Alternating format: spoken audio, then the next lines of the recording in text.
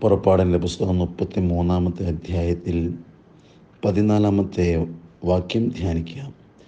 കർത്താവ് പറഞ്ഞു, ഞാൻ തന്നെ നിന്നോടുകൂടെ വരികയും നിനക്ക് ആശ്വാസം നൽകുകയും ചെയ്യും.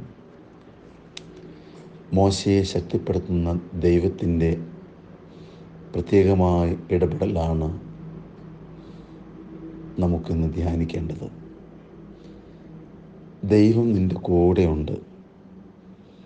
ദൈവം നിൻ്റെ കൂടെ വരും, നിന്നെ ആശ്വസിപ്പിക്കും,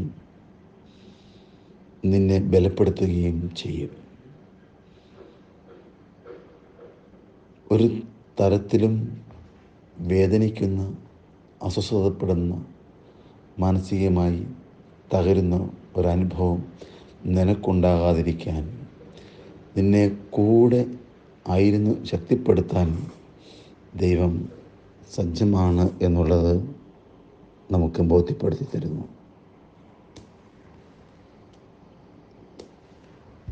മോശയ്ക്ക് ഏറ്റവും ആവശ്യമായിരുന്നത് ദൈവത്തിൻ്റെ സംരക്ഷണമായിരുന്നു.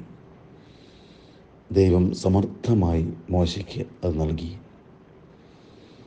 നിന്റെ ജീവിതത്തിൽ നീ ആഗ്രഹിക്കേണ്ടതും ഇത് തന്നെയാണ്.